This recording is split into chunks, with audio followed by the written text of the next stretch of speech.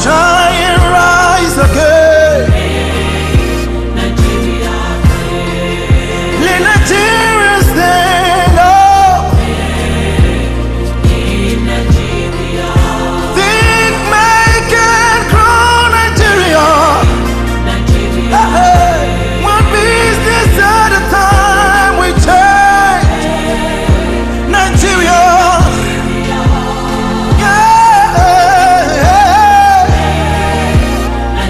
When you think you can make, you can grow. Make Nigeria great. Doesn't matter what you do, let's make Nigeria great.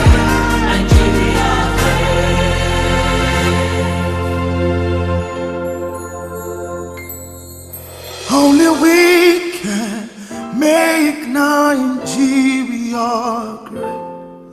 No one else can change our nation's fate. Making Nigeria, we make Nigeria.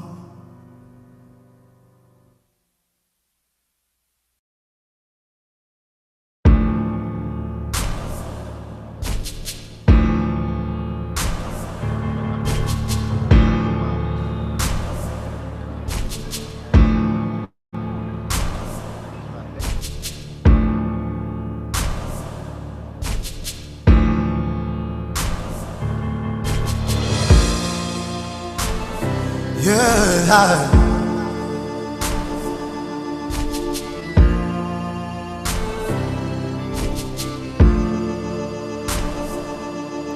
When we all contribute our quota, little drops of water makes us greater. No matter how far we've gone, we can get better.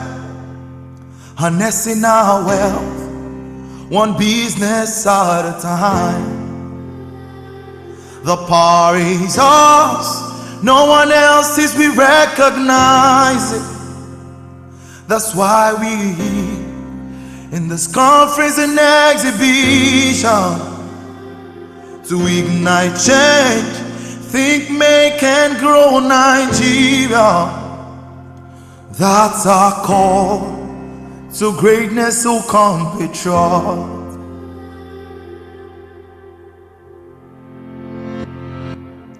When we all contribute our quota, little drops of water makes us greater. No matter how far we've gone, we can get better.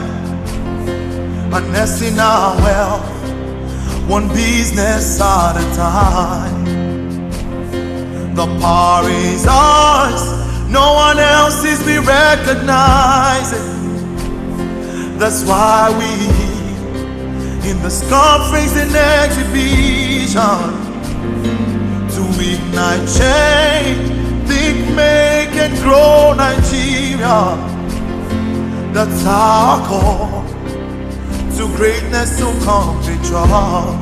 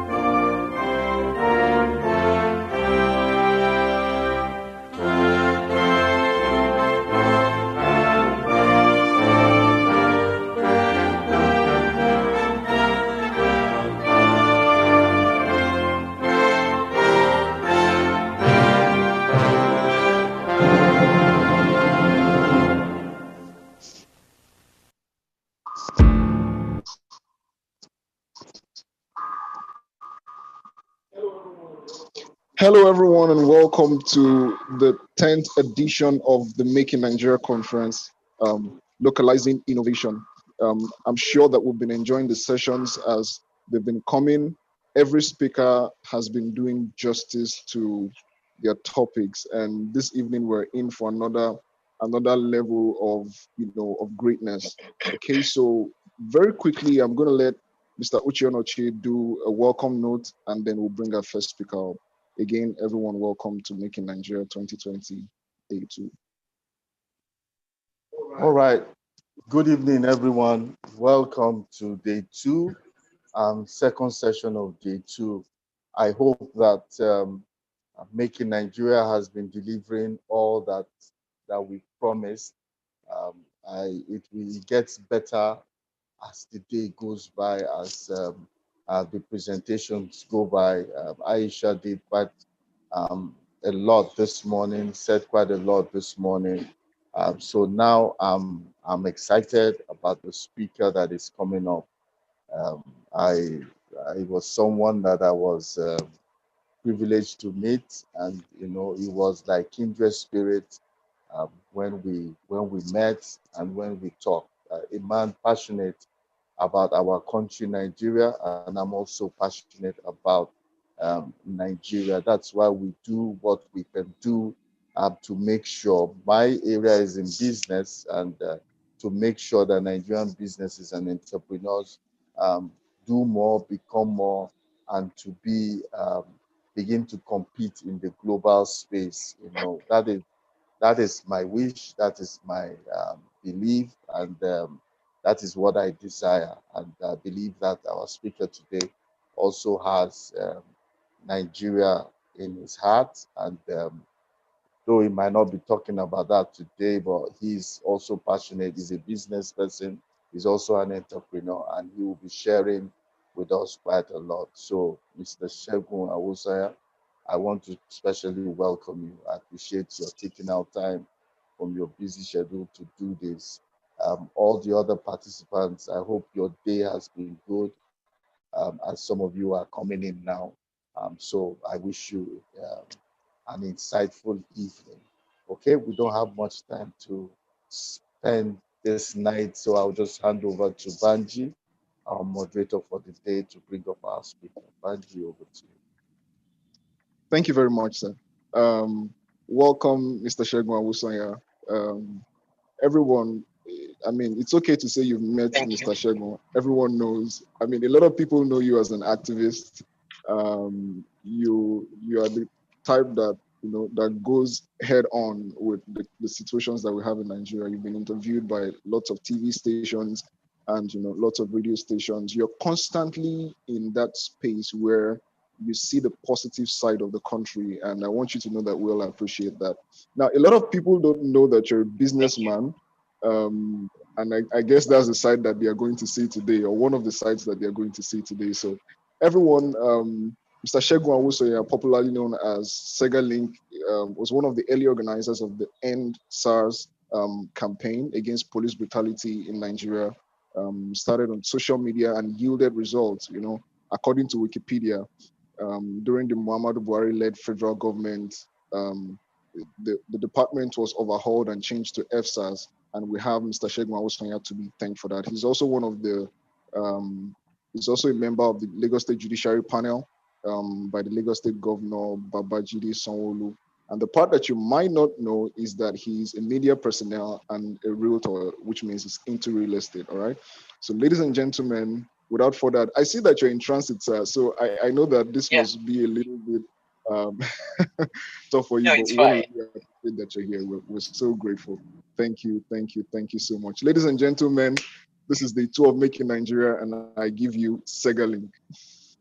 Thank you very much for having me, distinguished. Thank you, Pastor Noche. You've been an inspiration to all of us, and I want to appreciate you for the grace of God upon your life, and also for the fact that you created this platform to help a lot of people and to and use it as an enabling platform for most of our youth out there and everyone for that matter, to be able to find a way around getting themselves productive within the polity.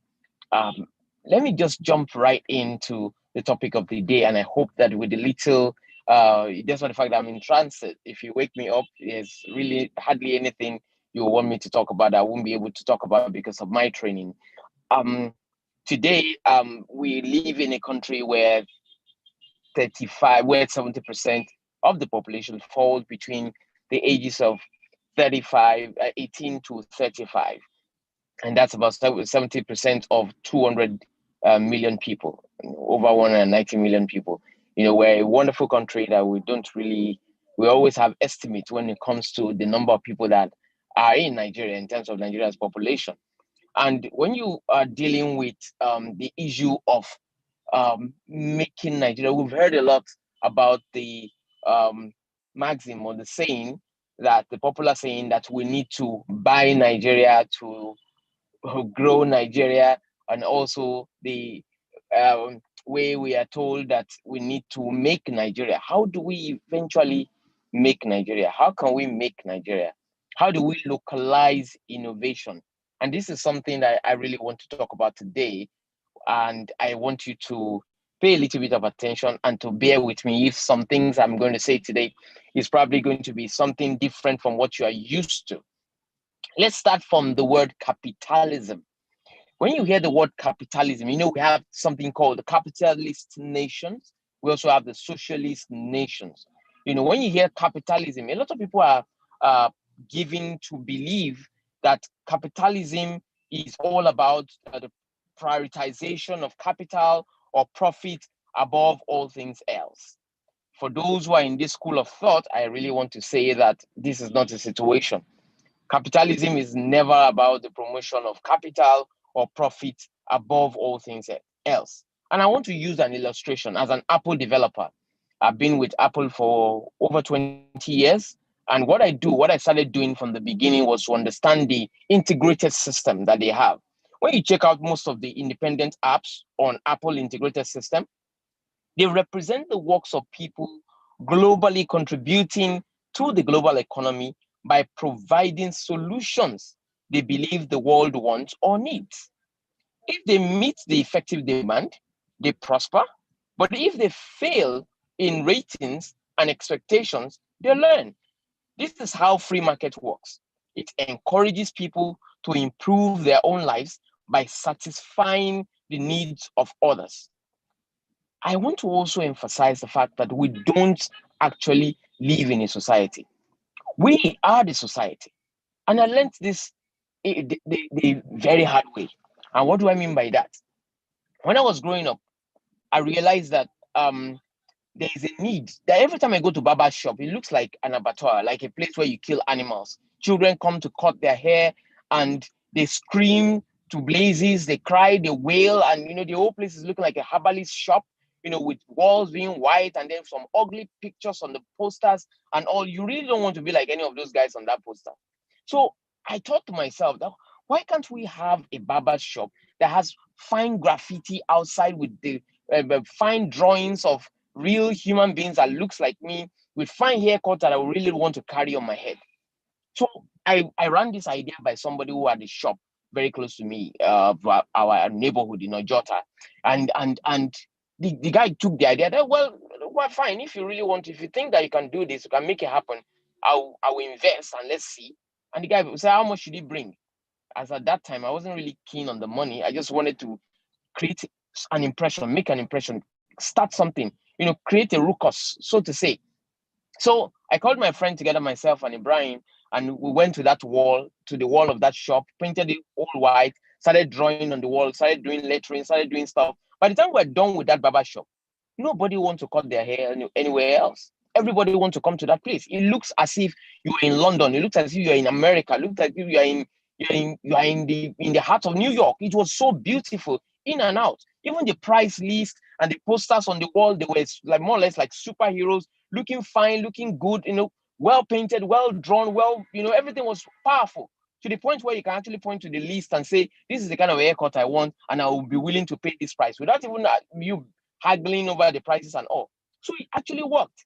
From there, we started getting numerous calls from different places, even outside our municipality, outside the city. saying that, oh, I saw a picture of somebody in a barber shop and I cannot believe it was Nigeria. And they said you're the one that painted it. And that was how we started making a lot of money. So did we set out to make money? No. We set out to bring about a change. We set out to solve a problem. We set out to do something different. And then what happened? It attracted us to money, or that money started attracting us simply because a problem has been solved.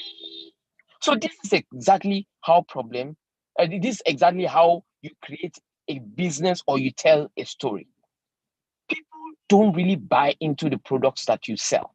People don't really buy into your competencies and the things that you can do. Oh, I am a graphic artist. Oh, I went to social school. Oh, I got certificate in this and that. That's not what people buy into. People actually buy into your credibility, into your brand. And what exactly is your brand? What will people say about you when you are not in the room? So when you're talking about localizing innovation, it simply means, to me, what exactly are you doing here that will actually resonate globally based on the special approach that you are putting into what you're doing? I'll give you another example. When I was also growing up, I had a lot of, because I was into computers and all, and Apple as at that time, wasn't something very affordable or wasn't popular like Windows in Nigeria. So with that, I have very few clients who are HNIs, high network individuals, who can actually afford to buy Apple systems and Apple equipment and the rest. But again, because it was a niche market, so to say, and I get to have referrals from people in that category. Once I have been able to solve or to create a solution for one person, he invites me to the friend. He gives me my contact to their friends, and their friends eventually gives me businesses. So I never ran out of business because there was referral. In other words, the term branding or brand, what it actually means is what people say about you when you're not in the room.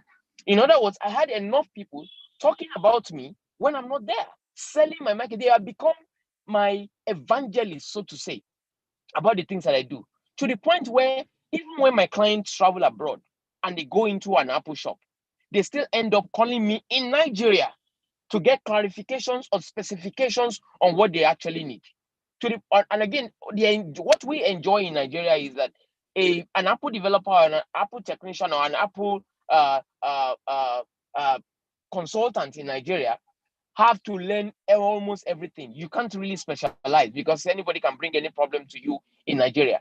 But in America, in an Apple shop, you have people who are geniuses. You have people who are into hardware, who are into software, who are into phones, who are into laptops, who are into iPods. So there's specialization. So when my client in Nigeria travels abroad, he probably will have to go to about 16 different tables before he gets a wholesome solution to whatever it is he has come for. Whereas when he speaks to Sega, he gets every single thing he needs on a standing stock. So they feel more comfortable dealing with Sega than going abroad. So when they go into an Apple shop abroad, what they end up doing is giving the phone to them to speak to me, and I end up giving them all the specifications and getting all the services done while they are just assembling the parts together. So what am I trying to say? How global are you? How global is your business? How expansive is your thinking beyond what you are taught or what you are taught in school? So you are not really in business when the focus is all about you alone. But when you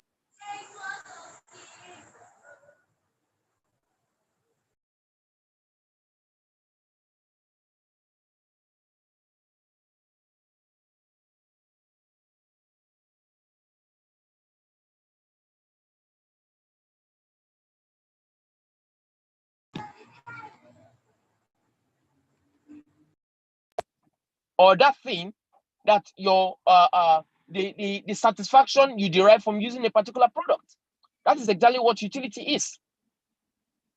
I mentioned something about capitalist nations and democratic socialism. You see, the gifts have ultimate power. Hello, am I still on? I don't think I have network. Hello, can you still hear me? Yes, sir. We can hear you. We can hear you. Yes, we can hear you, sir. We can hear you. Yeah. There are times when you hear that government is giving out money to people just to encourage businesses, or government is creating enabling environment and the rest. In socialist nations, what is believed is that everybody should eat from the same pot, regardless of what you do or where you are or how old you are or what you read in school. Everybody must be given a certain amount of money equally, like trader money. They give traders, regardless of what they are selling, 5,000 naira or 10,000 naira as a loan to go and use to improve upon their businesses. That is a socialist country. In a capitalist country, rather than giving people money, they create an environment for people, for their business to thrive. So it's not depend on how you engage the environment that government has created for you that determines how much you take home. And it doesn't really have limits. You could make 10 million naira because government has certainly created or just created internet services or Wi-Fi services around your area. So you don't need to pay for Wi-Fi any longer, other than give your information to government, sign into their Wi-Fi broadband stuff, and answer a few questions or take some polls at intervals. With that, government gets information. Government understands how many people who are youth, who use computer, who are doing different kind of businesses in that particular area, and they know how to engage them. And in the exchange for that information, you get a free Wi-Fi service. So this way, it is called an enabling environment, as against giving you 10,000 naira, which probably will not help you, which probably will not make your business do well. We probably will not even, if it helps, if there are 10 people giving 10,000 naira, maybe it's only about 2 of them will make that money, use that money for their businesses. Other people will go and buy food with it. So in democratic socialism, you know, anything that any government that gives all to you takes all from you. In other words, sometimes you exchange your freedom for bread in some situations, unlike a capitalistic environment where you can actually innovate at your own pace. So gift has power, and it decides what you get from a limited supply. It decides what should exist. Instead of millions of people making decisions about what they want, a few people within the corridor of power, that is the elites, decides what people should have and what they should pay for and how much they should pay for it. This is why late stage socialist economy always get plunged into paucity of essential commodities like toilet paper, sugar, milk, salt, etc. I don't know how many of you are alive in the 80s, where people were queuing for essential commodity in Nigeria, simply because government decided to control what we feed on, to control how business is done, to control who does business.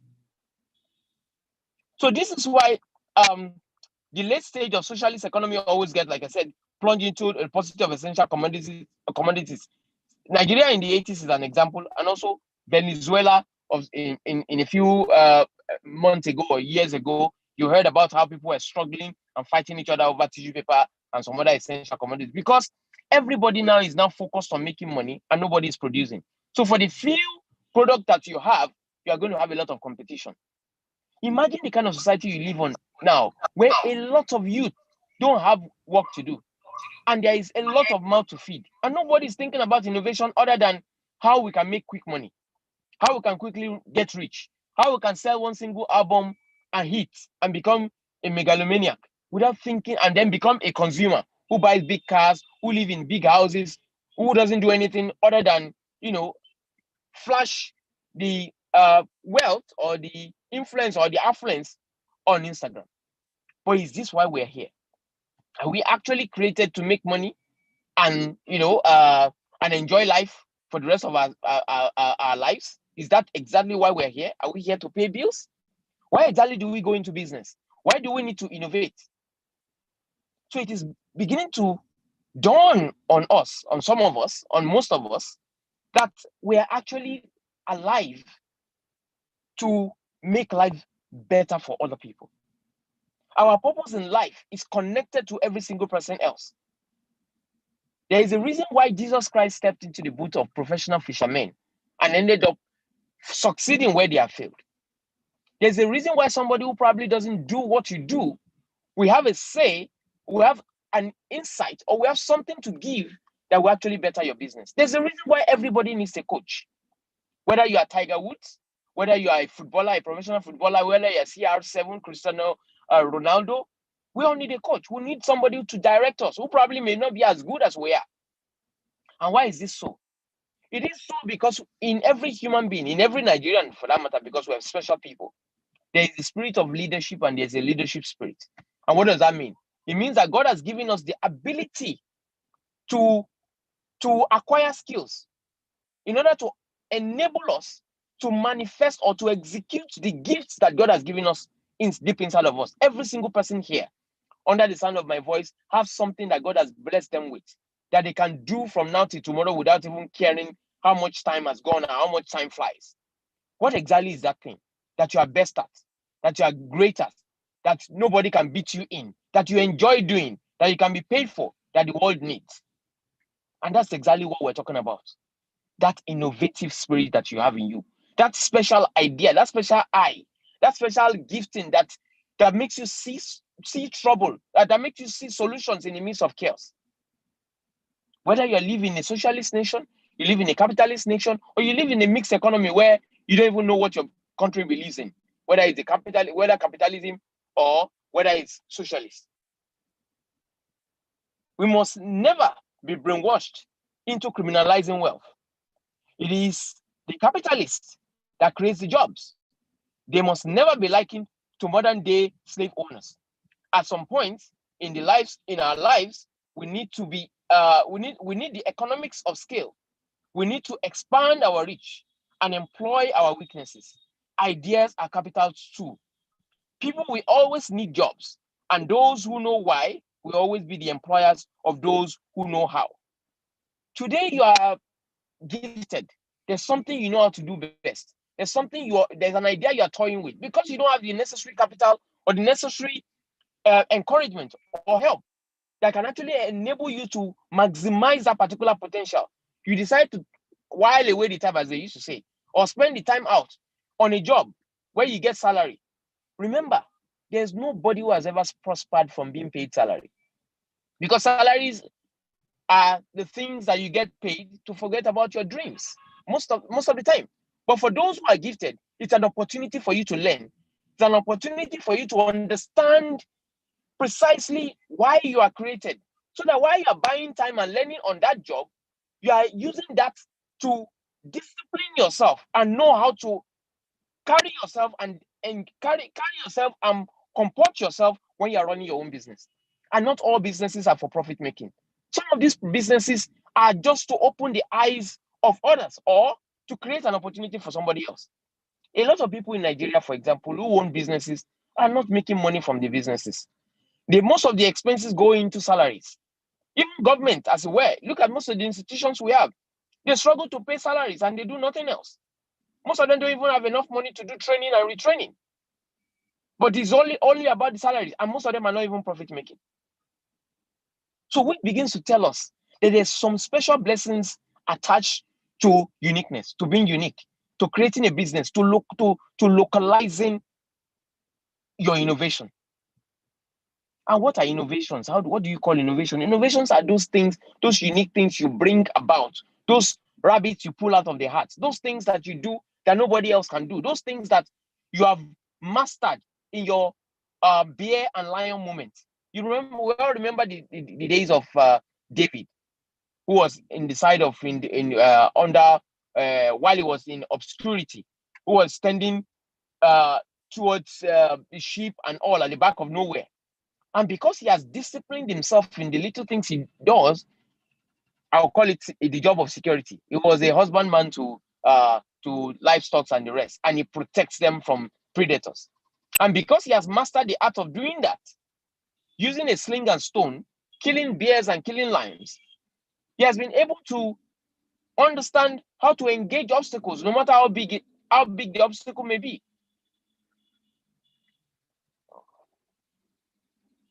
Hello, not necessarily because of the strength in his slings, not necessarily because of the strength in the stone, but simply because of the faith that he has in his God and in his Maker, and that begins to instruct us on how important it is for us to master the art, to master our skills, to master our gift of the spirit of leadership and the leadership spirit within us.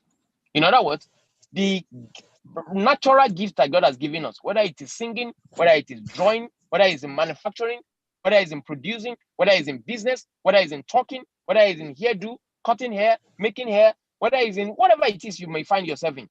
That is your natural gift. But again, you need skills. That is constant practice, education, exposure. Education, by the way, is not indoctrination. It is not about, excuse me, it is not about the number of years you spend within the four walls of an institution. It is not about how credible or how prestigious the universities where you school is. It is about how much you have embodied the things that you studied in school, enough to add the understanding of the markets outside the four walls of the school. And then also the study of the market to understand what people want, what the world needs, and how best you can compete amidst your peers.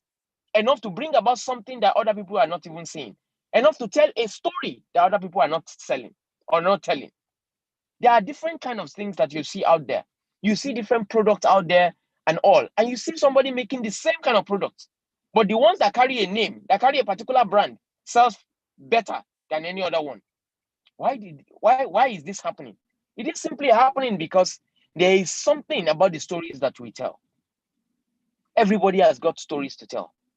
And people don't just buy products, they buy the stories behind them.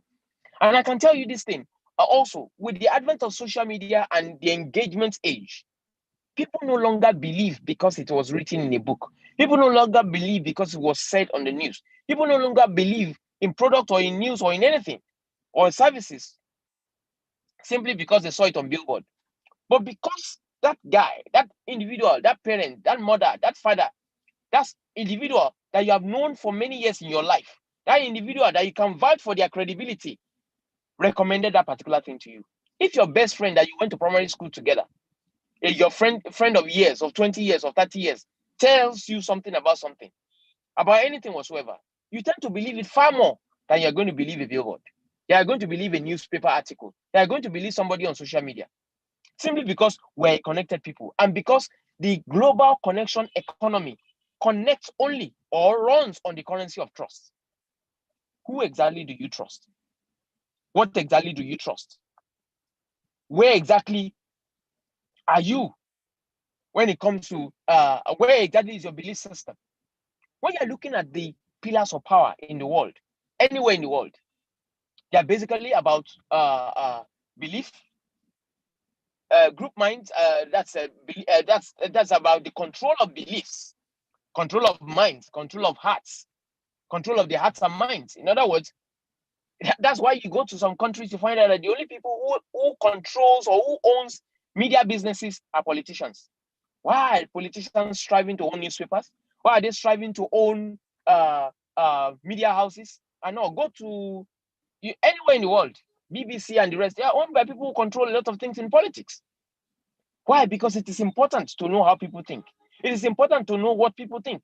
Today, every single likes that you have on Facebook begins to tie you to some product or the other because it has become another country entirely. Leveraging on the power of your mind, leveraging on the power of your relationships, leveraging on the power of your trust with your peers. And this has become a huge market for globals. That's why somebody created a global TV network called YouTube. In other words, you are the media. The world is interested in the things that you do, in the things that you post, in the things that you engage in, because that's exactly where the global market is. Any person in the market who understands what the people want and what the people need controls the market. Which begins to bring me to my point. How exactly do we make Nigeria or make in Nigeria? Is it true that it's only when you buy Nigeria that you grow Nigeria? Who are Nigerians, by the way? And what do Nigerians want? What exactly do they buy? And why exactly do they buy? Nigerians are people who are unique, who love quality. Nigerians are not, any people who just buy fakes. It is a false narrative to believe that Nigerians want something that is cheap and fake. No, even beggars want to use an iPhone. Despite the fact that not having the means to afford it. So with that, it begins to tell you that Nigerians want quality at the right price. So if you are making a product that is highly competitive with something that is foreign, that has the quality in it, and it's for the right price, you are going to make sales in Nigeria. In other words, Nigerians don't have, there's no such thing, there's no economic or value proposition that suggests that there is a sentimental attachment to any product, that because it is in Nigeria, then I will buy it. Nobody buys anything because it was made in Nigeria. But people buy things that were made in Nigeria because the quality and the price are right. So what exactly are you producing that begins to point to quality, that begins to create a need for yourself, for you within the Nigerian market, aside from the sentiment? Nobody's going to buy something that was made in Nigeria simply because it was made in Nigeria, if you cannot compete with the China fake or cannot compete with something else. If not, if it were by Nigeria, there are a lot of Nigerian phones out there. How many people who have girlfriends here will buy a Nigerian phone for the girlfriend for them to appreciate it more than an Apple iPhone? So that begins to tell you that Nigerians want quality. Without sentiment, they don't even need to know where the phones are made. So there are millions of money spent annually to analyze the market and determine what the world wants. Companies are going global. So if you are to ask me, how exactly do I think Nigeria, or that do I think we can localize innovation? And my answer would be simply this. The best way to localize innovation in Nigeria is to glocalize innovation. And by global means you are local and you are also global. And I'll give you an example. And I'll use the NSAS campaign, for example. The NSAS campaign, or the advocacy, is actually an advocacy that sends, that thinks, that rethinks the engagement within the polity of Nigeria.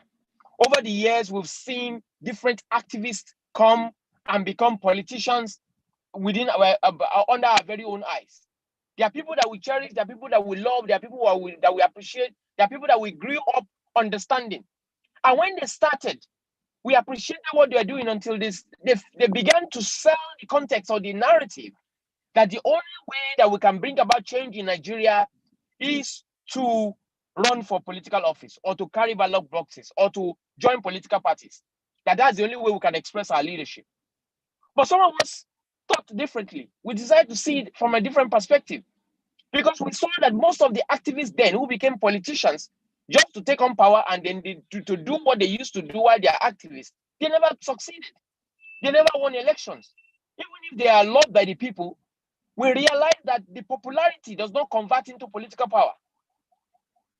So with that, we invented or re-innovated the engagement of activism, which has nothing without the consideration of running for political offices. That's an innovation. With that, we focused on building or studying the problems that we have in Nigeria and isolating it to one thing, and that is institutional gaps. Whether you are talking about police not functioning well, it is about a gap, institutional gap. Whether you are talking about lack of good governance, it is about institutional gap. Whether you are talking about incompetence or incompetent bureaucracy, it is institutional gaps. Because people no longer believe in what they do. They focus more on how they can maximize their time in public office, so that when they retire, because there's really nothing to look forward to retirement, as far as public office is concerned. So they want to steal as much as possible while they're in office, so that when they go away, they can go into other things. So our own question was now, how do we begin to engage the system? How do we begin to engage the culture of impunity? How do we begin to engage corruption without demonizing people, without tearing down or pulling down or fighting people or being belligerent? And so we decided to create an advocacy that tends to build a bridge over the institutional gap. And that is exactly how the NSAS Reform Police NG advocacy started. And we realized that no culture changes also without the need to legislate, because anything you put in place temporarily will only be a stopgap because you cannot sustain it. All you need is a change of government. And then people in the new government will begin to create a new law that will make it difficult for all that you have done to continue. Also, we realize also that the reason why government no longer, there's no continuity in government, even if the same party is handing over power to themselves, is simply because of the fact that people, people have different ideas. And most of the things that are put in place are not legally binding, are not legally structured. There's no legal framework that sustains that particular idea. Because of that, when a new IG comes in, he set up his own rule. When a new government comes in, he send away everybody and bring his own people, and they will start afresh, regardless of how much money must have been invested in the earlier innovation. So with this, we have this same thing in the business climb, where people want to tend to reinvent the wheel. You're going into a business and you're not asking yourself, what exactly can I do differently? How, as people who have gone through this business, how have they fared? What are they doing differently? What can I do differently to be able to achieve better than they have achieved? So these are some of the questions that people don't get to ask themselves, and that's one of the reasons why we are taking this particular study or taking this particular route. How can I get my business to be local?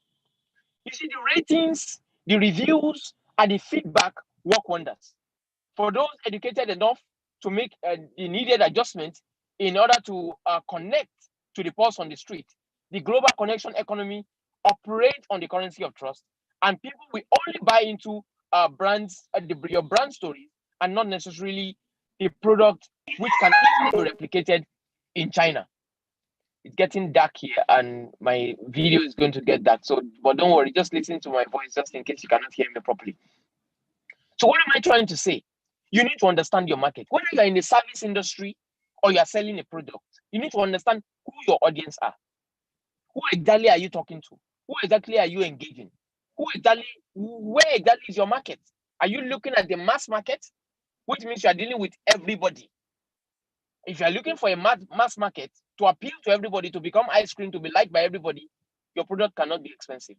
It has to be very cheap for it to be afforded by everybody or affordable by everybody. But if you're looking for a niche market, that's a market of very small people, not too many people and all, that requires quality, the best thing all over the world, a global service. Of course, because you have a very few audience and you have a very few markets, a very small market, so to say, you are looking at quality. In other words, your kind of grounding, the kind of education you even need to give yourself to be able to deliver those kind of services also will be very expensive. So with that, you know that the few people who can understand what you're doing and who also want to patronize you want the best for themselves, and they are ready to pay for whatever. And that's exactly why you see products that are for very small market or for a niche market, for a quality market, are always very expensive. And that also explains the reason why iPhone costs as much as it costs, because it is not a Nokia phone. They say that cars are cars, but a Toyota is not a Mercedes-Benz. Toyota doesn't sell like Mercedes-Benz sells, and the market for Mercedes-Benz is not for everybody else. So you need to begin to ask yourself a question. In order to localize my business, while I'm serving a local market, I want to be known globally for my stories, for the stories that I tell. When you say Nike, for example, it begins to point at something. It points you to just do it. The ability, the spirit of an athlete, the discipline of an athlete, which makes you buy the same bag that Chinese can produce for you, the same quality, at a higher rate, simply because it has the picture of Michael Jordan on it. It makes you buy the same face cap because they wrote Tiger Woods on it. Because everyone who is buying the brand or buying into Nike or buying into any of these brands because of an associated brand, it begins to tell you that they are associating that brand to that particular individual because of the discipline of that individual. When I wear an Air Jordan shoe, for example, or a trainer, it gives me the discipline. It makes me feel the aura and the feeling of the accomplishments of the brand ambassador comes upon me. That spirit comes upon me. His endorsement means something to me. It makes me buy that bag, because for him to have bought into the deal, it means that there's something about that brand that worth his endorsement. So people will associate the good name of that individual to that product automatically. That's the idea behind brand ambassadorship. It means that you have done something enough with your life, and your life story has something to do with the story of that brand, enough for them to associate you with it, enough for your credibility and for your significance to rub off on the brand of that particular product, enough to make it worth whatever it is that product that you have endorsed will sell for. So I ask again, what exactly do you stand for? That is what showcasing in the world to say, this is the story of Nnamdi, who have decided, despite the fact that he lives in an environment where nothing really works, he has decided to carve a niche for himself, to do the unbelievable, to stand where others falter, to be able to do something that other people are not thinking about. You see, the moment you do something that other people are not doing, regardless of who is against you, regardless of who is fighting you, regardless of who does not really understand what you're saying, regardless of how big your enemies are, the moment you stand for something, you have set yourself aside. You have created leadership from where you stand. You have defined a new category. You have defined yourself. You have made yourself one of the outliers in the world. You have made yourself one of the crazy people who will not take no for an answer, who is ready to lose friends, who is ready to stand even against multitudes, who is ready to lose friends, who is ready to make ruckus, to redefine something, who is ready to confront status quo, and who is ready to make a difference. People who make a difference in life are not people who are accepted and loved by all. Our Lord Jesus Christ walked this earth. Not everybody loved him. They picked Barabbas, who was an armed robber and a murderer, over Jesus Christ. But does that change Jesus' message? Does that make Jesus want to be politically correct? No. Jesus stood by his message. He spoke his word. He built his disciples. You will have disciples in people who have seen your principles, who have seen your deep conviction, who have seen how global your brand is. It's not about the product, like I said. If people trust you enough, a time will come when they will begin to ask you, sorry, where do you buy your shoes from? Where do you buy your shirt from? Where do you buy your credit from? Which line do you use? Which network do you use? And when your clients start asking you for other things, you're asking for your opinion on other things that is outside the service that you're making for them. You know how it is when you go to a shop where they sell hair and you begin to ask them, sorry, where can I buy comb? Where can I buy the right hair cream? Where can I buy the right? It means that you have trusted them enough on the things that they are good at, enough to extend that trust to their decisions on other things. And it's also true on social media. You find that a lot of people listen to a lot of people. If they tell you if you read the news, for example, that this is what is happening, you want to read the opinions of certain people that you trust. Can make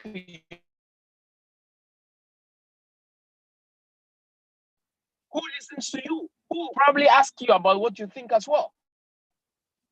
So over the years, our trust, the level of trust, or what we call trust, is based on our network.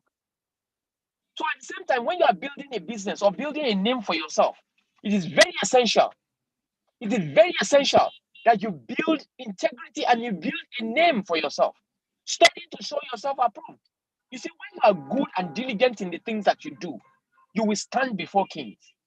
I was not even up to 20 years old when I started traveling to Abuja to meet people who are movers and shakers within the polity, whether captains of industries and the rest, because I have made myself diligent in my bear and lion moment before Apple became something in Africa or in Nigeria for that matter. I have already understood how to work the operating system, understood the integrated structure of their platform, their future products, and how to reposition myself for that particular future. So when the future actually came, I was ready. And I was ready to engage, to go to market. So what exactly are you doing now that is not yet in vogue, that you're preparing yourself for? What exactly is happening at your bear and lion moment before Goliath comes? So this is exactly how to localize yourself, how to prepare yourself, how to make it to make it in Nigeria and to make in Nigeria. You are Nigerian, and by that virtue of that, the world is still grappling with the fact that Nigerians are unique people, but we don't know yet how to. But we're good storytellers. If the world now then buys into our story, into stories, then you can imagine how successful Nigerians are. In the entire world, we have more doctors in America than any other country. We have more professionals in the UK than any other country. Why are we having Nigerian professionals? Because we are a people who can struggle, who can defy all seed. We're people who can give all our best to become. Because, like I said earlier on, the why. Do you know the why of your business? Do you understand in Nigeria?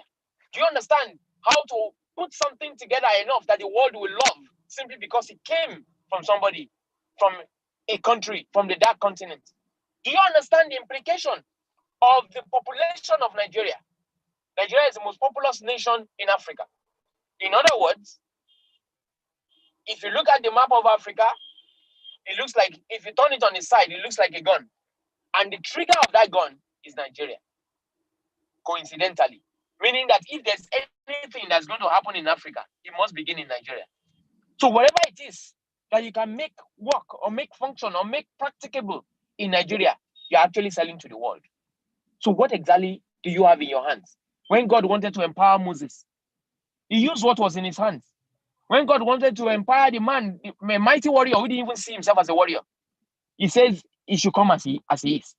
So God is asking you today to come as you are. What exactly do you have in your hands? What business idea do you have? Not simply because it will make you money, but what life do you intend to make with that business? What difference will that particular venture bring to Nigerian polity, to Nigeria, to the Nigerian business space? What exactly are you willing to do differently? Damning all the consequences. Whether you're going to pass or fail or succeed or so, it doesn't really matter. Do you trust God enough to bring you through? There are things that you do that probably have not been done the way you have done it before. You have a lot of people who will tell you it has never rained before. This your God that is telling you that the rain will fall, that you should build an ark, is a mad God, and you are mad as well. Let them mock you. Of course, they will not mock you for 400 years. Let them laugh at what you're writing now. There was a time I was tweeting to myself on Twitter, over 10 years ago, over 12 years ago. I was my only audience. And Twitter was used as my diary. Because I like looking back to see what I was thinking this time last year, so that I can know whether I'm actually progressing or not. And I realized that most of my ideas that sound very crazy and mad to myself were actually functional, were actually visions were actually gifts to my future self by my old self. What gifts are you leaving for your future self? What are you doing today that will make the future you proud? It is not just about money. Money was made by men. The only thing that will bring you fulfillment in life, genuinely, is that thing that you are doing to bring about the smile upon the faces of people who probably will never be able to pronounce your name. So I ask you, how do you localize innovation? The only way to localize innovation, like I said before, is to globalize innovation. You are the innovation. You are the media. That's why we have YouTube. You are the solution of Nigeria. You are the solution to all the problems that we have. Because the Bible even confirms this. He says that the world is waiting for the manifestations of the sons of God. And that sons there is gender neutral collective. Whether you're a lady or you're a gentleman. Excuse me. Whether you're a lady or you're a gentleman, you are a son of God. God doesn't have grandsons. So as you're here, there's something God has empowered you with. It's not by happenstance that we have the largest number of people in our economy who falls between the ages of 18 and 35. You are not in that age. You are not going to remain in that age bracket for life, forever. In those days, people within that age bracket were actually getting ready to launch forth. They're actually getting active within politics. They're actually getting ready, but times have changed. A 40-year-old man today is still living under their parents. A 40-year-old person today is still being job and they have nowhere to go because the society have lied to them through the assembly line literacy program we call education in Nigeria, that when you get out of school with some few cardboards and you gain more educational certification or so, that automatically there is a job waiting for you. There are no jobs any longer because those who are meant to create jobs are looking for jobs. Because people have failed to launch themselves, to apply their wisdom, to apply their education, to apply their exposure enough to bring out something that they are not used to, enough to trust themselves. You know, when you talk to youths today, they'll tell you, I don't trust anybody. And it's simply because you cannot give what you do not have. If you do not trust yourself, you cannot invest trust in others because you always assume that other people. The purpose of a thing is not known, abuse is inevitable. Gentlemen, the most important thing that can ever happen to you if you want to succeed in life, in business, if you want to localize yourself, is to understand the power of relationship.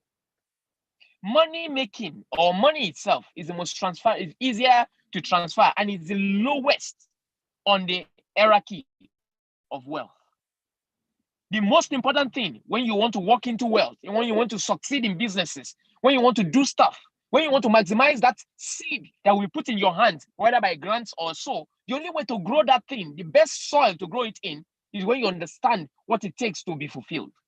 And that is number one, understand that you are doing what you are doing simply because you want to put a smile on the faces of people you have never met, who can probably do you no good. You want to make the world a little bit better than you met it.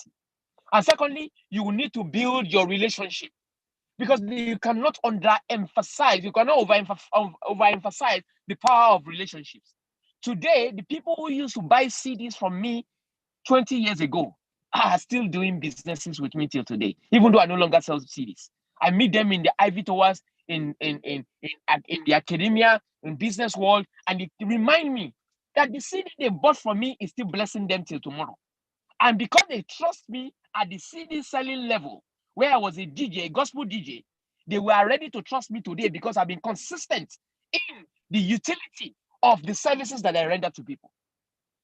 So nothing is actually happening for nothing. Every single person that you cross your path, whether on Twitter, on social media, in church, everywhere, there's a reason why God brought you together. Because God, there's something called divine orchestration. I don't know whether to apologize at this point that I am actually preaching alongside sharing with you. But like I said, the fundamental and the bedrock of everything Sega Link is the Bible. That is the only thing I inherited from my parents. And that's the only thing I can share with you today. And my journey and my life story is born out of every single thing that I put my hands on today. Every single thing that I have been doing through my organization, through my person, through my interaction, through my intervention, have been based on the word of God. And have been based on the things that I've been confronted with at the age of 13. So God is speaking to you right now. Through that thing, that work of your hands, that diligence that God has given you, that natural gift that God is enabling you to acquire skills for, to be able to perfect in order to launch into the world and manifest like sons. God is saying to you that value your relationships. Don't treat anybody that you come across as though you will never meet them again. As though it should be social media can insult anybody. You never can tell whether that's the person who's going to give you your first break. You never can tell whether that's where your grant is going to come from. So value your relationship. How did you get here? Number two, understand the place of your lion moment and your bear moment. In other words, what your diligence is very essential. What are you best at? Because it is about that thing that you are consistently doing that have become a religion in your life. In other words, you have done it, you have fulfilled your 10,000 hours on that particular thing. A child who grew up in a house where they train, when they started training him or her how to play piano at the age of 2, who have played piano from the age of 2 to the age of 18, can never perform lower than a man who stumbled on piano at the age of 35. If you are rating that person who is naturally gifted in music, probably have been listening to jazz music right from the womb, and he has started training from the age 2, and then he has understood this thing and has worked on it for 18 years, he has already completed his 10,000 hours. That guy can play the piano without looking at the piano. He becomes a maestro. He becomes what the world called a genius. And we can create genius. We can replicate genius. My children are not up to 15 yet, but they already are coding. They're already doing business. They're already in business. They're already doing stuff that can earn them money. And with this, I am assured that a time will not come in their lives where I will be giving them notes to go and meet somebody to get them a job. Because even my nephews and my nieces have gone through that particular baptismal of fire while they're doing IT with me informally. And they are all doing wonderful things all over the place now. They never look for a job in their life just like me. So some of us will never know how to write a CV. We'll never know how to apply for a job because we're not designed to apply for jobs. We're designed to create opportunities from where we stand. We're designed to express our spirit of leadership from where we stand. In other words, the world will know your name. The world is waiting for you. Kings will set up their tables just like they did for Daniel for your sake, because you have diligently shown yourself to be diligent in the things that you are doing. You have mastered your art. You have shown consistency. You have built goodwill, and you have shown yourself to be worthy of whatever it is, whatever call that to service that may be brought your way. So if you take away nothing from this little dialogue that we're having now, remember this: God never started anything until He has finished it. You are a solution to Nigeria. The reason why there is so much problem in Nigeria today is simply because there is so much opportunities in Nigeria today that are yet to be exploited. And you must. The only reason why we are all suffering today is because a lot of you are yet to understand the potentials, the what God has deposited in you. You are like a precious stone that has not gone through crushing, that has not gone through firing, that have not gone through cutting, that have not gone through polishing, that have not gone through the necessary processes that is required before you can shine like diamonds and precious stones. So you have everything that is already in your hands. All the troubles and the chaos that you are seeing today is showing you that the climb is ripe enough, because kings are made in crisis. Because as it were, it is during crisis that we know leaders. Leaders are born in crisis. So you are going through the birthing process right now. And it is time for your gifts and your skills and your ability to interpret your. So you have your market already. You have your solutions already. You have your ideas already. You see, when you look at the GDP, you've been hearing GDP, gross domestic product. It only shows the activities in the economy. And it does not measure the quality of life. The only thing that measures the quality of life of any citizen in any country is the salaries and the savings, the salaries, the savings, and the spendings. SSS. Oh God. Hello. So I think I might need to round up now. I think I'm getting a call already. What's the time now? Okay, 7:00. So I would like to draw the curtains here. I might do a little bit of write-up, and I'll share with Pastor Noche so that he can share with all of us on the summary of what I've just discussed with you today. But like I said, it's all about the results. It's all about the things that you're bringing, the value that you're bringing. As values are being eroded in our nation today, we need people to bring the value back. And the value will operate based on trust. And I believe today that God has deposited and opened your eyes to certain things today, both things that I'm able to mention for the short time and the things I'm not able to mention. But when I send in the article to you, you will be able to put things in perspective. Thank you very much for having me tonight. Thank you very much for enduring through this darkness that you're seeing. I'm in transit. I've been having meetings all through the week. I've been having sittings, and I'm just coming from one. Thank you very much for tonight, Pastor. I really appreciate you Thank for you. having me. Thank you so much. Thank you, Shegun. We appreciate you. Thank you for for all that you have said. Everyone here is taking notes. We appreciate you. Thank you so much. And yeah, we will like that document. I will send it to them. I'm Okay, sure thank all you. of us will benefit from it. Thank you. Thank you so much. Thank you so much. Thank you so much. We need Thank you to, very much, sir. yeah. All right. Let me just hand you over to All Banji right, to sir. continue with Thanks, this. sir. All right, sir. Thank you so much. We see that you're in transit, so I won't take much of your time anymore. So we'll just await the document, and maybe we'll go straight to the panel session now. Thank you so much for your time and for um, Thank taking you. out. I mean, thank you so much, sir. We appreciate it. All right, cheers. Okay, everyone, we're down to a panel session now, with Charles Avis, with Olumati Isaiah, and Boma Peters. I mean, amazing people that you want to have conversations with. And today we'll be talking about validating ideas and developing products. Now, this is critical. And one of the reasons why this is critical is because, in fact, the entire Make in Nigeria structure is built on this. I mean, what we have, what we call the TMG model: think, make, and grow. Think in terms of your ideas, your ingenuity, creativity, and all that. But when you're done thinking, your thoughts are useless until they are made into products. That's why there's the make part of it, right? So when you think, you must make your thoughts into a product, because your thoughts are not useful for anybody until we can actually buy it. We drink Coca-Cola because someone put it in a bottle.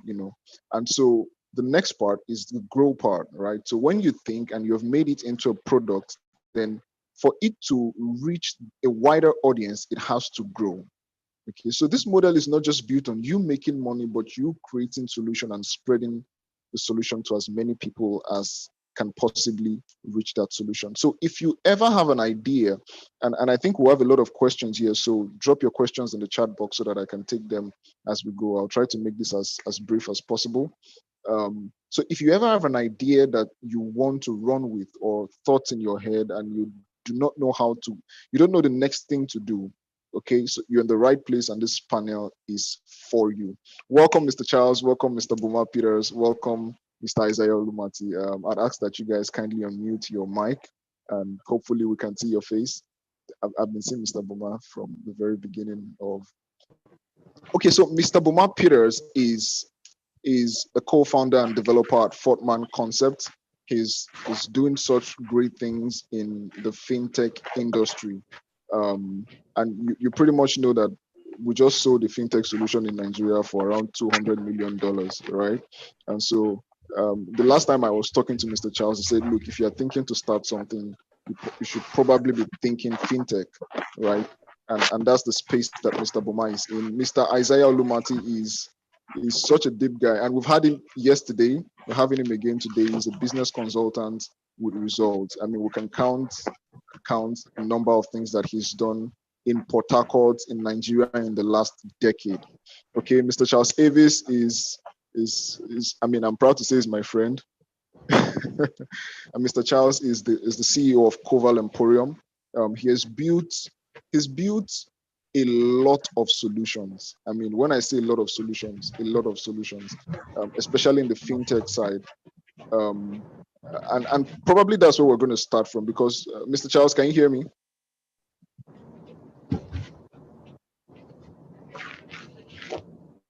Mr. Charles, are you there? Can you hear me?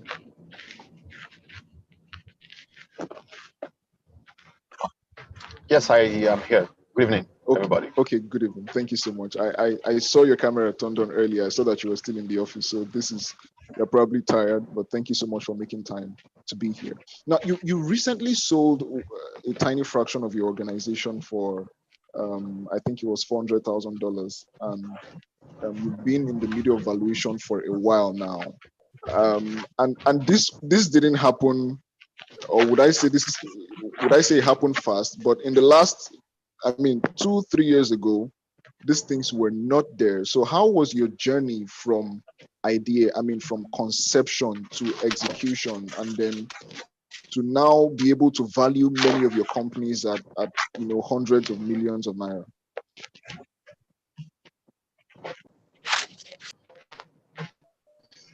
Thank you, everyone.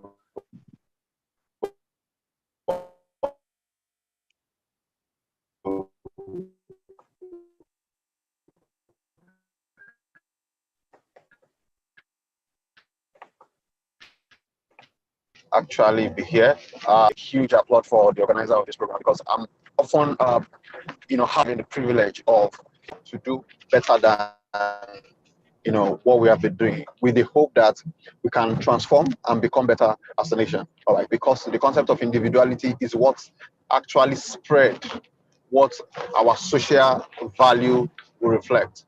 Okay, so answering the question, so we started FusePay like 2 years ago, but in a real sense, we had the idea since 2014, and then so we didn't have the full understanding of how to go about it. Okay, so the first thing I'm going to pinpoint out is having a good idea is not a yardstick, all right, for success. Yeah, because a lot of people oftentimes have good ideas, have good ideations, and the rest of them. And then, they just think that because you have sound mind, because you have even the money to operate or, get the stuff done, you know, that they're going to be successful. No. Having money also does not equivalent to the fact that you are going to be competent. So we were in a wrong environment. Okay. So the main thing when it comes to ideation is you have the right idea, be in the right environment. Okay, so this idea did not kick start until I actually moved to Lagos, where I am able to handshake with all the major financial technological space and the rest of them. Where I had to, have a couple of meetings at NIPS and the rest of them. And then we started the whole idea, we started building and the rest of them. After building, we had a couple of, rough patches because it's a self-funded, initiative. And then, at start, nobody will help you do the most important thing in your life, right? So you still have to be able to put the money at risk, risk the fact that you believe in this idea, you should be able to stake your money before you begin to invite people to say, oh, bring your money and then come and put your money inside this idea or whatever it is called that you are working on. So then from there, we patched through all the whole thing. We got developers. So which is my second point. So the first point is you can have good idea, but you need to be in the right locations, right? The right locations that is suitable for the growth. So you can think of it from the agricultural perspective. A seed, all right, is a seed, all right, and then the potential of that seed is in the seed, but that doesn't mean the seed is guaranteed, okay, to grow if it is in the wrong environment. All right, so now everybody have that thing, okay, we have that, aptitude, we have that, value proposition, whatever it is that we have that sets us aside, that makes us different, right? But you have to be in the right environment that is pretty much suitable for that thing that you are working on. So the right environment. Then the second thing is the right people.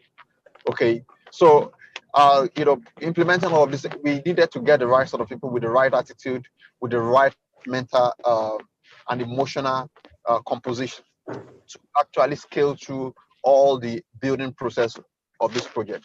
All right.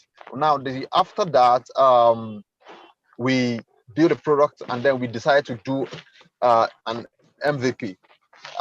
They said, seeing is believing, right? Seeing is believing. It's important to actually know that it is better that you actually do a microcosm of what you want people to come and celebrate than to be sharing the idea with mouth, because nobody will respect you. And people don't put or stake their money because you have a good product. People put money in the personality behind it. Okay, so which takes me to my third point, all right, the reputation capital. I have built a reputation capital by a long period of time in the corporate space, consulting, branding, developing solutions, a proxy for, corporate organization and the rest of them. So I have built a reputation capital that fostered the kind of growth that we have been able to see. Right. So reputation capital is something that the economy of the world is underrated, and you cannot eliminate the context of trust in the equation of possibilities and success. So the reputation capital was needed because when you go out, who are you going to meet? All right. Who are the people in your circle? So fast forward to the fact that we have built a solution, we have built an MVP, is working. So what I did was, over the time, I have a couple of other, and what we have done with Pivot was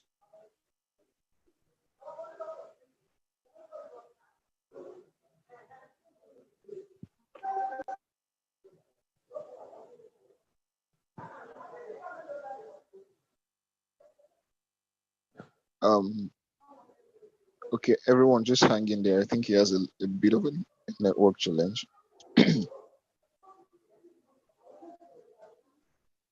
Okay, but he's gonna be back. He's gonna be back shortly. Mr. Isaiah, I think my next question is going to you. Can you hear me? Let me know if you can hear me clearly.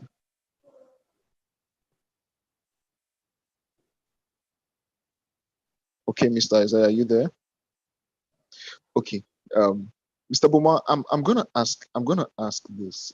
Now you've built solutions in fintech, and the whole country seems to be I was mute. a lot of. Can you hear me clearly, sir? Yeah, I can hear you. Okay, awesome. Thank you so much. Now you've built a solution in the fintech space, and we have a lot of Nigerian startups in that space.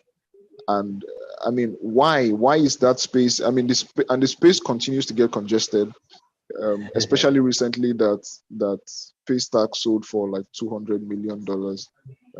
I mean, Flutterwave also sold, but it's not as popular as Paystack acquisition that we now know, because I think it broke the entire record. So what is that space about, and what is in that space for everyone that is going there? Well, first of all, am I clear enough?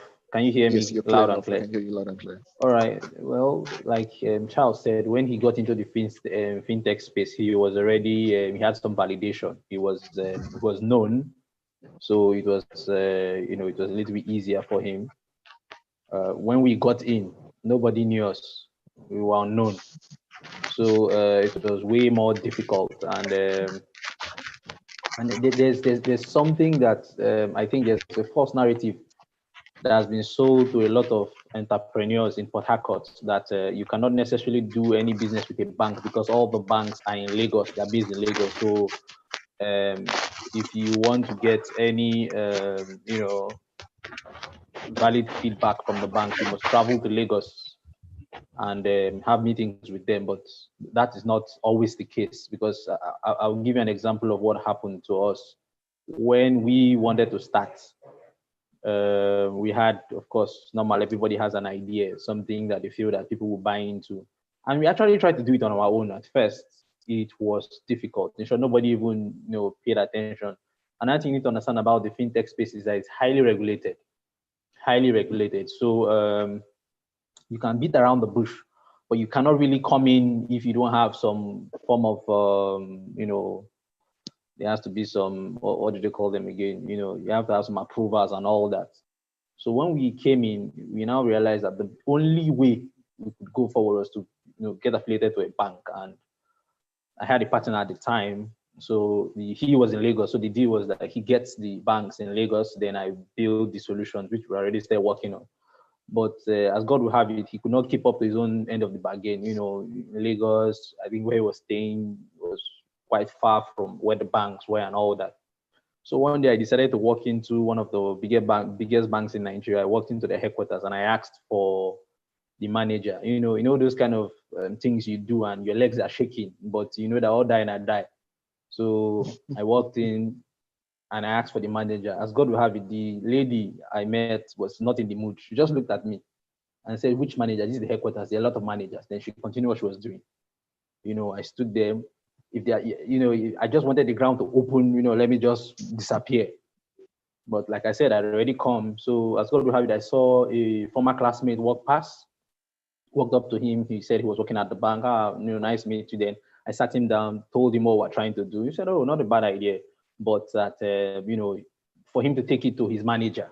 And fortunately, his manager was the right person, that he needed to be clear on exactly what I was talking about. So of course, you understand, he won't put his job on the line for me. So we had to do presentations, follow him up, you call him in the meeting and all that. It took a while, but finally, one day he told me, invited me, we went to the bank. He just walked into his manager's office and said, Oga, a client wants, our customer wants to see you. So the man said, sit down. As I sat down, he walked away. He didn't even wait to hear what I would tell the manager.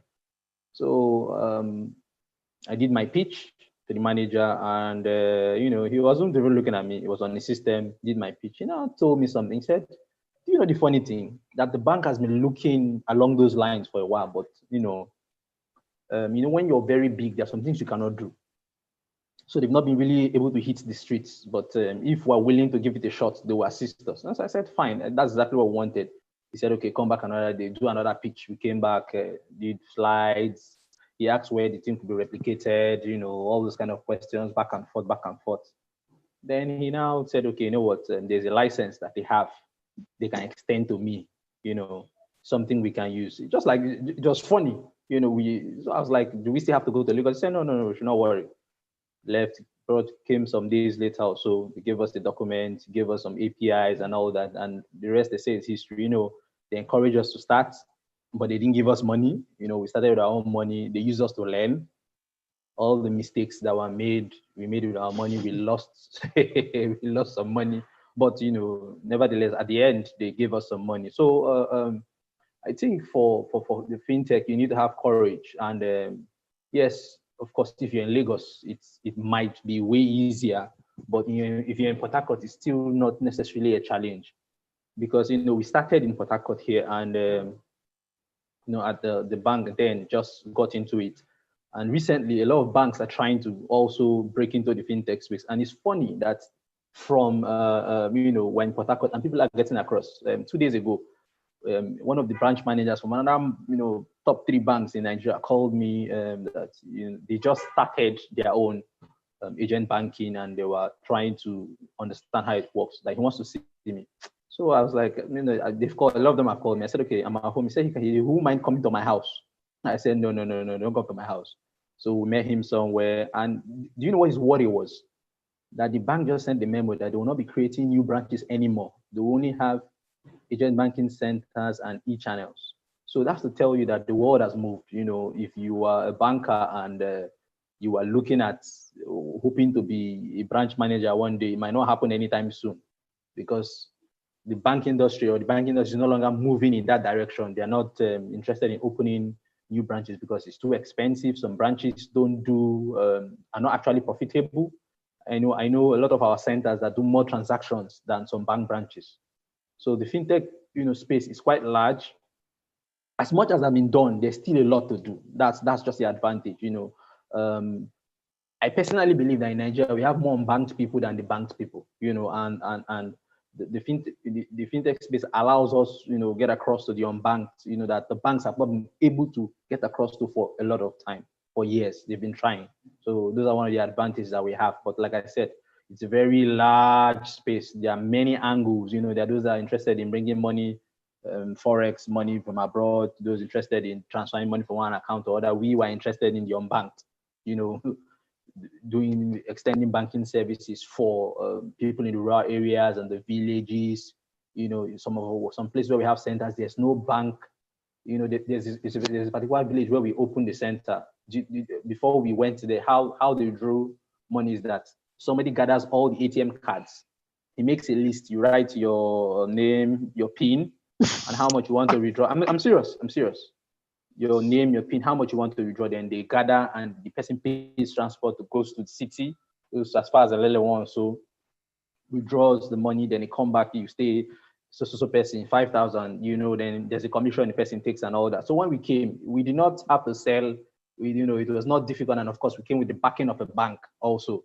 So it was easy to sell. So I think the most important thing I'm trying to say here is that for entrepreneurs in Port Harcourt, you're not necessarily disadvantaged. The internet is a leveler. As far as your solution makes sense, if from the Port Harcourt, people in Lagos will call you.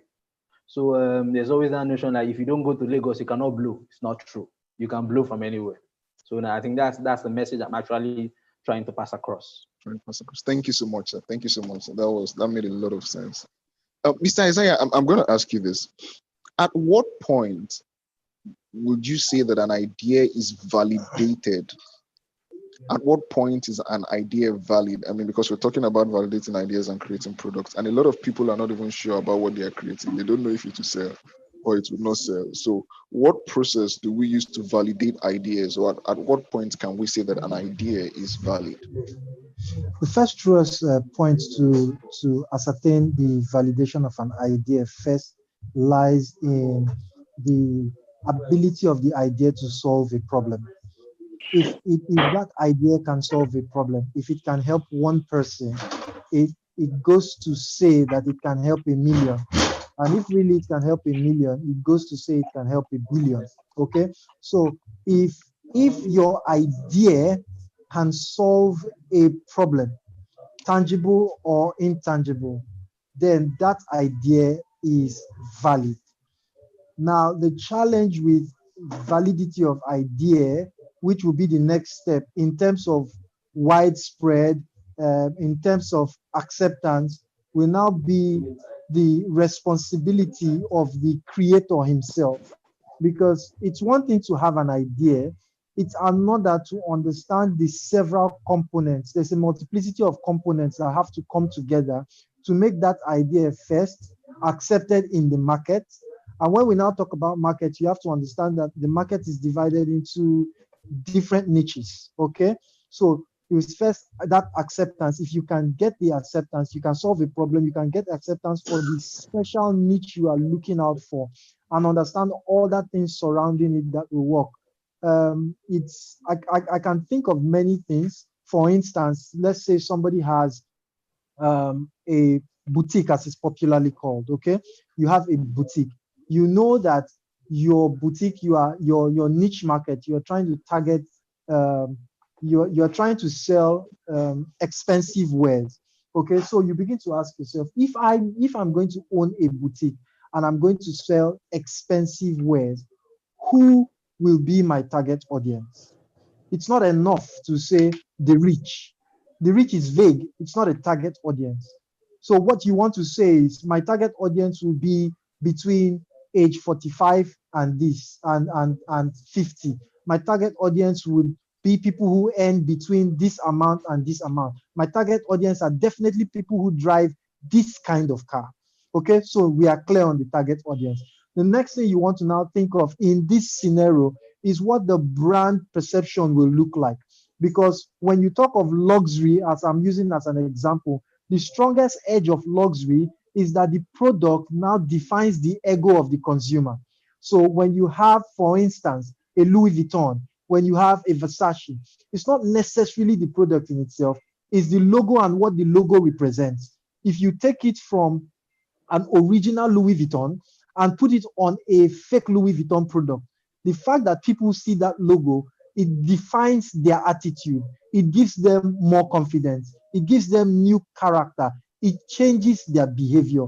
That's the one of the abilities of luxury brands, or the impact of luxury brand on human behavior.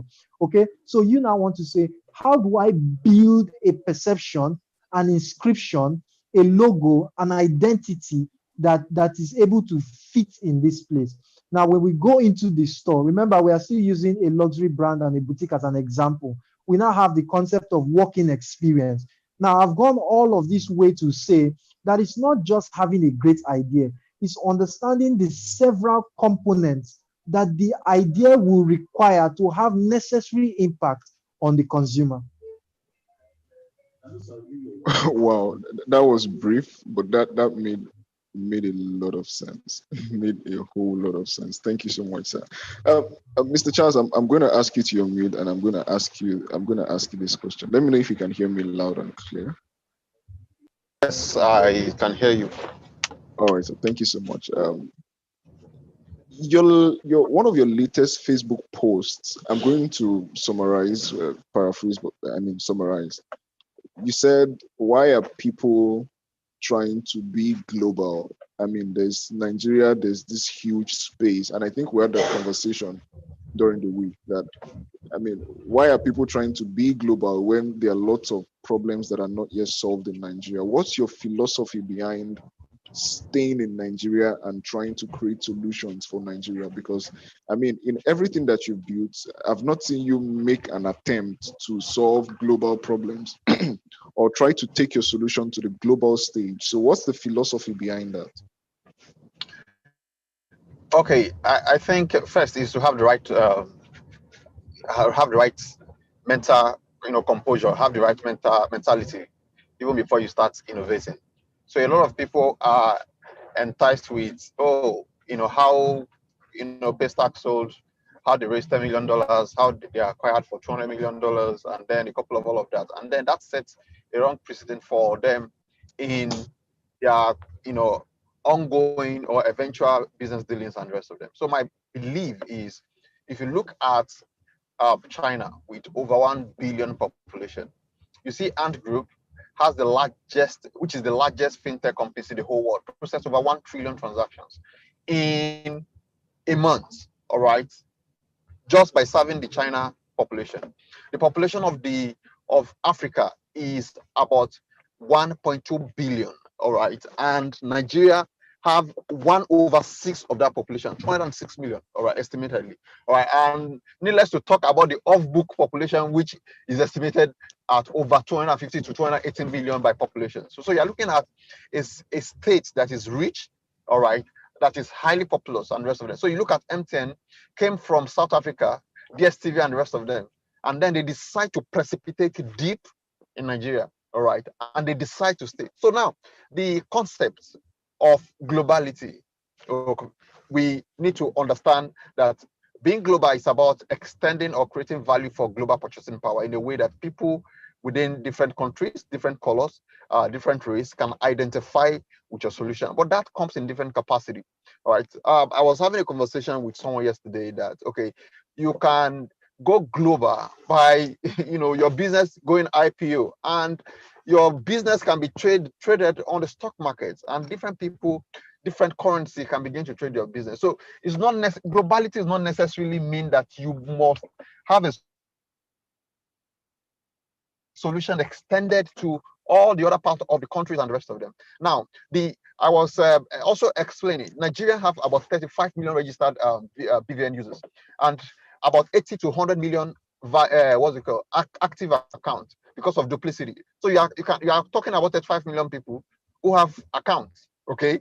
Now, the population of 200 million, in which an average of over 80 million people to over 100 million are youth. Am I making any sense? So you look at the fact that over 80 million people are yet unserved.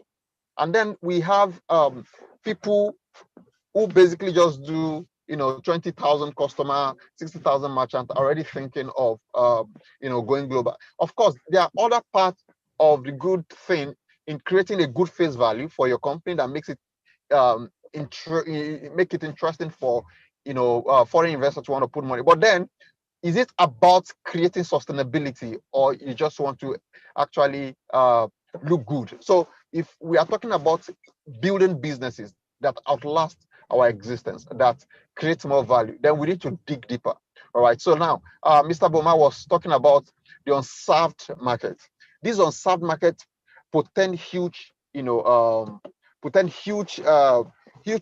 sum of money, right? So I was also explaining to the person that, look at the whole of Nigeria financial institution, from banking to the biggest payment gateway in Nigeria, are all feeding on 35 million population of the people that are banked. So what is the amount of potential in the 80 million people that are unbanked? So what I'm saying is, in essence, is that it is good to be global, all right, but we need to also localize our content, all right, get cool real value in our city and remain relevant on a global stage. And that is the most important thing. So such that the businesses that are coming out of Nigeria are worth, trading, in on the stock market that add to our GDP or whatever it is. That's it basically. Well, thank you so much. Thank you so much for that response. Mr. Buma, I'm going to ask you this because, while you were talking about the solution that you created, I mean, you were talking about it so passionately. And I've seen from the way that you do things, I mean, I digged up on you a little bit. I see that you're so passionate about what you do. Now, I'm going to ask, how did you come about this solution? How do you think is necessary? And the reason I'm asking this question is a lot of people see problems every day, but they walk past problems, and they do not understand that if you want to get rich, if you want to be relevant, you must solve problems. And so I was reading a book. It says you must have the human side that tells you, I mean, that makes you want to see reason with other people's pain, that makes you want to see reason with the lack of organization around you or something that is not going well. And I'm sure that that's what you have seen that has birthed your solution. But how were you able to see that and pursue it so that people that are listening to this can understand how to discover solutions, how to see things differently? Okay, I don't know if you remember in Port Harcourt, I think 3 years back or so, I think 3 years back, there was a shortage of cash. I don't know what happened. We didn't have cash in the ATM machines, So one particular day I needed money, Now I have money in my account. I drove around Transamadi and my fuel, I think, was on reserve. I drove around Transamadi. I was looking short. It was like a convoy. We're going from, I met some people, they were looking for cash also. We're going from, from one bank to another, try the ATM, no cash. And just, I think December or so, Christmas. So after a while, to me, it didn't just make any sense. Why? Then normally, naturally, I really don't like to go to banks. I just feel that sometimes you go for something relevant and they keep it the whole day. So after that day, I sat down with a couple of friends, began to we were actually joking. How do we solve this kind of problems? Somebody said, okay, why don't we build an app to find all the closest ATMs? Actually, that's how we started. So that we find and build an app just to find out which ATM has cash. That's the first thing we did. But we found out that that just excited us. There was no financial value attached to it in the sense that nobody was going to pay for that. It's just something you can do for social good. So after a while, we now said, okay, what do we do next? What really is the issue? We found out that, okay, the issue is that as much as we were looking for cash, there were people that had cash that could not go to banks because bank had closed by 4, but we could not find them. But if you say you want to make it easy for you to find people that have cash, of course, there's security implication of that, because some armed robbers to look for you that you have cash and rob you. So we did a lot of back and forth. Then we decided that, let's go to the unbanked, go to villages and places, not necessarily even just villages, some places where you might want to do some banking activities, withdraw, deposit money, and you cannot. It just didn't make sense. So we started, doing the framework, built some things, tested the market, and the market was brutal. I found out that in Nigeria, if you're not attached to a bank and you're doing fintech, you must be a thief. Some people actually get upset when you even pitch that you're talking about money and what bank are you coming from? You say, no, no bank. I said, I beg. It was bad. We did marketing for like 3 months. We didn't get one client, one. Nobody was willing to listen to us. So we now said, okay, what's the next thing? Of course, you go to a bank. What bank you try to choose? You must choose a very big bank. And you know that in Nigeria, getting the attention of a big bank sometimes is almost impossible. But before that time, a friend of mine came in from, I think from Akwa Park. He had an event. Olu Martin was at the event. So that was 3 years back also. When he came for the event, I drove him around. And I saw the audacity. He would walk into a bank, walk into a Weber bank and some banks. He would walk in and say, I want to see the branch manager with so much arrogance. At the time, I was almost upset with him. I said, what are you feeling like? He would walk into a bank, I want to see the manager. Then he would take him, then he would talk and, they sponsored the event. We even went to MTN office. I've been going to the MTN office. I did not know that they had a VIP section until I went with that guy. walked in and he stood at the middle of the the MTN office and looked at them as if they were supposed to greet him in the first place. So somebody walked up to me and he said, "I want to see who is in charge," and all that. So I learned from that the city state, people can actually walk into a bank and ask who the manager is. So that is why I summoned some courage. Though my courage almost failed me, and walked and said, "Okay, who's the manager?" So what I'm just saying is, I have always been interested in the whole fintech space. Before now, though I really don't like banks. I just don't like the fact that the way the banks are structured, there's there's too much control. Some simple things, they make it so difficult to do simple things. You want to just change something, they keep you the whole day. I hate to be in queues. I hate to join queues. So that was one of the things we sold at the time, that you will never join a queue again to withdraw your own money. That was our slogan at the time. And it was funny, but a lot of people were really upset too. Why would I queue like a criminal to withdraw my own money? So that was one of the things we sold. You can withdraw at any time, banks close by 4. Why? Why can't they stay till 6? So most of our centers, some stay up to 7, some stay up to 8, where people can go and withdraw money. So it broke us into a new set of clients where we have people that, okay, let me give you a scenario. One day I was at Diop, by 6 or so. They were closing one of my centers at Diop, and I saw a guy pushing a very big truck. These people that push trucks, sell plastics, they sell everything. The truck is their store, and he was dirty, sweating. So he stood, in front of the place, and I was inside, but through glass I could see him. He couldn't see me. I was like, this guy is working hard. He stood, he thought for a while. He was thinking. Then he brought out some money, counted some money, and walked in. And he paid in, is it 5 or 6,000? That was his hustle for the day. This was like 6 o'clock. Now, that guy would never walk into a bank. He was dirty, he wore slippers. He won't walk in a bank to go and pay the 4,000 or 5,000. You feel like, there's a way they might look at him. He walked in, and after he left, I went through our records and I found out that this guy was consistent. He paid that amount of money every day, Monday to Saturday. You understand? Wow. And that is a client that would never have gone to a bank. Then we had another one at Elekaya where, because what we do is, as programmers, we study data. Sometimes I just sit down and try to go through the transactions, what's happening. I found out that one guy was paying 100 naira every day. Now he pays 100 naira, then he pays 100 naira to deposit 100 naira. So at the time, I was trying to make sure that it was not a fraudulent, transaction, or somebody was trying to be smart. So I said, I want to see the guy. And they showed me the guy. He was a security man in the bar. So I said, "Okay, why are you paying 100 naira into your account and paying 100 naira to pay 100 naira? Doesn't make economic sense." And he said, "Nah, tips. So now when they give him tips, he tries to pay in something to save some money for himself." And I felt touched.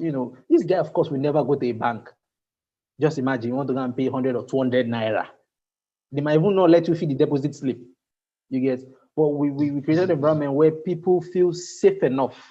They feel, it's a community kind of banking. They feel that now we. So, because of that guy, we now started a saver scheme. And it was simple. If you want to pay in some amount of money, 300-500, why should you pay to save your money? So we started that. And my brother, if I tell you, we did not market it like make it big. People are telling people. Then you have traders that come in at the end of the day. They bring their 1.5. In the 1.5, they bring in 10 naira. You see some 50 naira. They squeeze the money and give you. And, they deposit, then they get an SMS alert, they're excited, then they can pull out the money and all those things. Those are things that, like I said, banks are too big for that. They will not be interested in that level of service, or those people might feel that the banks don't want them. So that's another thing. When you're trying to validate an idea, you need to make sure that there's a real market for it. And it took us a while, to really find market fit, to know who exactly we wanted. But at the end, we made a lot of mistakes. Like I said, we lost a lot of money. If I tell you how much we lost, you will not believe. But finally, we got it right. Wow. I hope I answered the question. Yeah, you did. You did 110%. Okay. Thank you. And this is probably going to be the last question of the day. And I'm going to ask Mr. Isaiah. You're a business consultant and you've done this for more than a decade. You've been helping businesses. You've been doing this thing for a while. At what point will you say that you've developed a product, right? Because people have ideas and they don't know how to get it from the intangible stage to where you can go to someone and say, look, this is what I have. Will you pay for it? At what point can we say that you have a product? So it's back to what I said before, okay?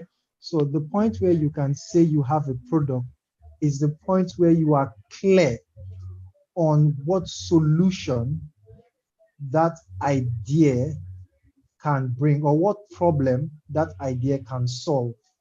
When you are clear on what problem that idea can solve. I presume that most of the times people think of the number of people, the large number of people that they can serve. Not every solution requires a large number of people. Okay?